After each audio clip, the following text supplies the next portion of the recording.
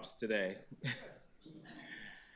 So, Sankofa is not a new concept. For the last 2 years, Pride Toronto, during Black History Month, have actually used Sankofa as a theme. So it's 2023, and this year, 2024.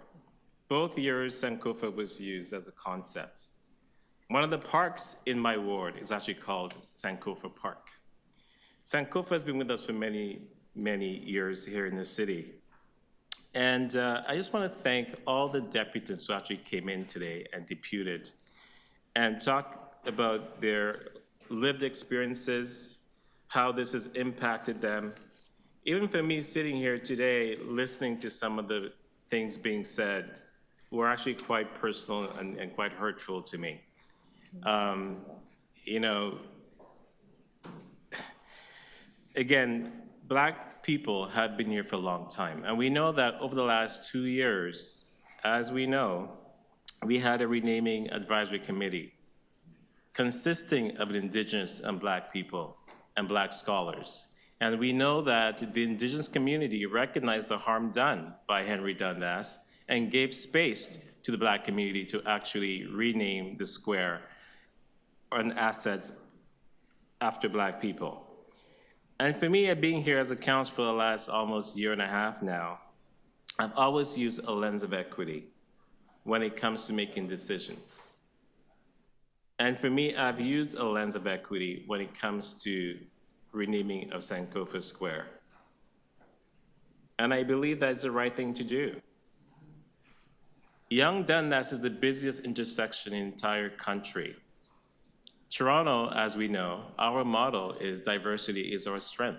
We've heard it many times here today.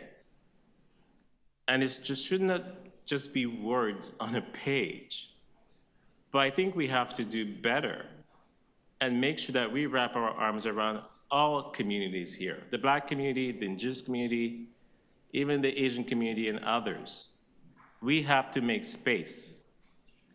One of the deputies brought 30,000 petitions today. But yet, it was from across the country. But did we use an equity lens when we actually looked at those pages?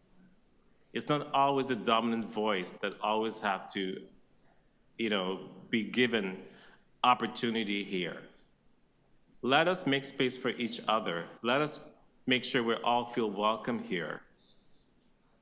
And it's important to do that. So I'm really happy that we are moving forward. This is a celebration. We should be happy about this. Let us embrace this. Yes, it's a cost of $335,000 through section funds, which I happily put forth to rename the square. But there are many things that go into that. It's just not changing a sign. If it's just changing a sign, we can do that wholeheartedly, not a problem. But we also need to rebrand it. We need to promote it. One of the things that's not talked about, for example, is that Yonge-Dundas Square, Sankofa Square, has no bollards around it. Someone could actually drive from the street and into a crowd at Sankofa Square. We're looking at this in a holistic way, in a way that it is a safe space for everybody. Last year, the square was programmed 162 times out of 365 days. We can do better. With the proposal that I've brought forth, I'm hoping to actually activate this square 365 days a year, bring people to the core. And there's a fee for actually using the square. We'll increase our revenue as well. This is a win-win for the city and for the people of this city. So I commend my council colleagues who actually see the importance of this change, acknowledge the diversity of our city, and embracing everyone. So thank you so much. And I look forward to hopefully having unanimous acceptance of this motion, and also I hope to get almost unanimous agreement at council as well.